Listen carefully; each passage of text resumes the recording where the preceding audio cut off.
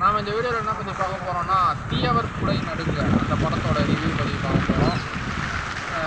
படம் நல்லாவே இருந்தது. க்ரைம் த்ரில்லர் நல்லா சஸ்பென்ஸாக போச்சு. அர்ஜுன் சார் வந்து ரொம்ப நாள் கழிச்சு ஒரு ஹீரோ ஷேடில் பார்த்தோம். அந்த படத்தில் ஃபுல்லாக மனுஷன் நெகட்டிவ் ஷேடாகவே நடிச்சிருந்தாப்புல லியோவில் நிறைய படத்துலலாம். அதுக்கப்புறம் ஐஸ்வர்யா ராஜேஷ் அவங்க நல்லா நடிச்சிருந்தாங்க அந்த படத்தில்.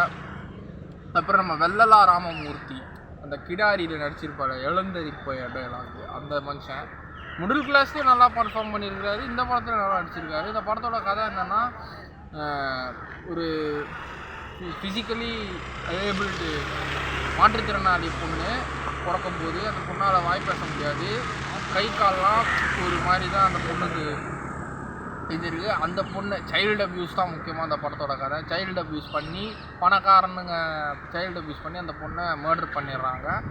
அந்த மர்டர் கொலைக்கு காரணமானவங்கள நம்ம ஐஸ்வர்யா ராஜேஷ் மேடமு அவங்க கூட சேர்ந்த கூட்டாளிங்க யார் அந்த குழந்தைய மர்டர் பண்ணாங்களோ அவங்கள பழி வாங்குறாங்க. அந்த மர்டர் வந்து சஸ்பென்ஸாக த்ரில்லராக நடந்துகிட்டே போகுது. ஸ்டார்டிங்கில் இன்டர்வல் வரைக்கும் நல்லா கூஸ் பம்ப்ஸாக இருந்தது. ஸோ இதில் எனக்கு முக்கிய மன வருத்தமான என்னன்னா, ஒரு சின்ன குழந்தைங்க கூட பார்க்காம அந்த அளவுக்கு நம்ம பிடிச்சி போய் கிடக்கிறோம். யாருக்கு என்ன இப்போல்லாம் சமுதாயத்தில் சைல்டு அப்யூஸ் ரொம்ப மோசமாக நடக்குதுங்க. எவ்வளோ படம் எடுத்தாலும் இவங்க திருந்த போகிறதில்ல, எவ்வளோ அட்வைஸ் பண்ணாலும் திருந்த போகிறதில்ல. பணம் இருக்குது, பணம் இருந்தால் என்ன வேணாலும் பண்ணலாம், என்ன தப்பு வேணாலும் பண்ணலாம். பணம் இருந்தால் நான் பண்ணுறது தான் ரைட்டு, நான் பண்ணுறது தான் தப்பு அப்படின்ட்டு எடுக்கிறாங்க, பண்ணுறாங்க. இதில் இன்னும் எனக்கு மன வருத்தமானது என்னதுன்னா, சிவாஜி சார் பையன் எவ்வளோ பெப்பேற்பட்ட ஆள்ரா சிவாஜி சார்.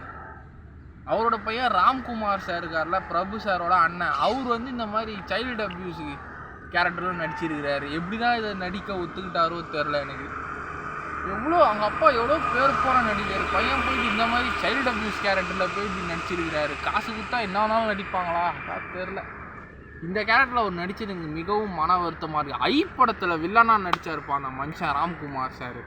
என்ன மாதிரி வில்லனாக நடிச்சிருப்பார் ஐ படத்தில். ஏய் அப்படின்னு அந்த சிவாஜி சாரோட அந்த காந்த குரல் அப்படியே வரும் அவருக்கு. இந்த படத்துலனா சின்ன மாற்றுத்திறனாளி குழந்தை, ஸ்கூல் படிக்கிற குழந்தைய ரேப் பண்ணி கொண்டு இருக்கிறாரு.